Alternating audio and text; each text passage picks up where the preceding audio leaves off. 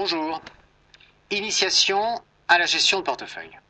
Aujourd'hui, la nécessité de maîtriser les techniques de base de la gestion d'un portefeuille sont partagées par des millions de Français. En effet, ceux qui possèdent un compte titre ou un plan d'épargne en action partagent les mêmes préoccupations que les bénéficiaires d'une formule d'épargne salariale ou les détenteurs d'un contrat d'assurance vie investi en unité de compte. Les uns et les autres sont amenés à faire des choix entre les actions ou les produits de taux, à définir des objectifs et à décider du moment opportun pour entrer ou sortir des marchés. Pour éviter de mettre en péril son épargne financière, il convient de posséder quelques connaissances de base sur les marchés, ainsi que de maîtriser les règles de la gestion d'un portefeuille.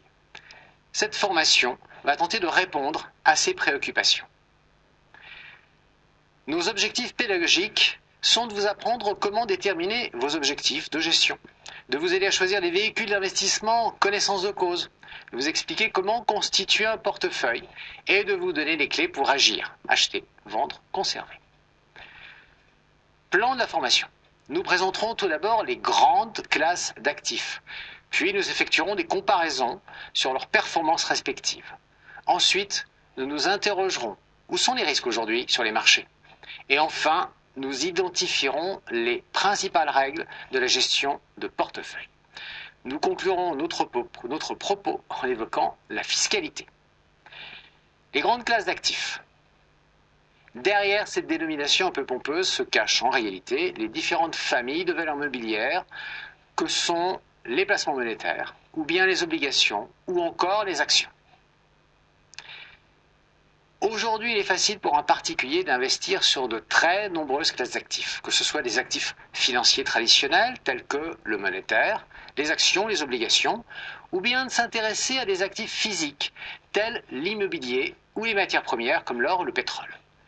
Présentons maintenant chacune de ces principales classes d'actifs en commençant par les produits de taux. Les produits de taux recouvrent deux familles de placements.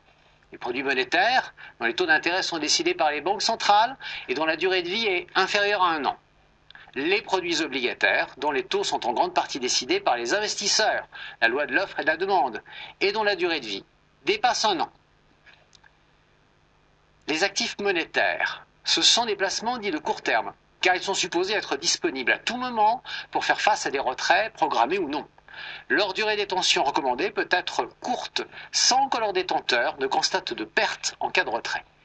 Les différents composants de la famille monétaire sont d'abord le livret A, bien connu des épargnants, dont le taux d'intérêt dépend en grande partie d'une formule mathématique tenant compte des taux monétaires à 3 mois et de l'inflation constatée sur 1 an.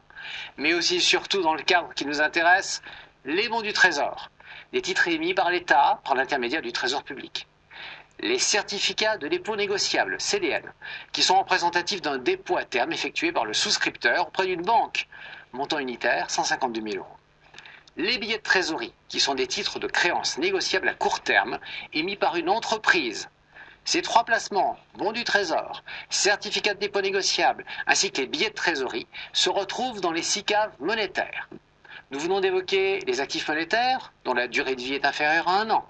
Et pour les placements, dont la durée de vie est supérieure à 1 an, on parle alors de placements obligataires.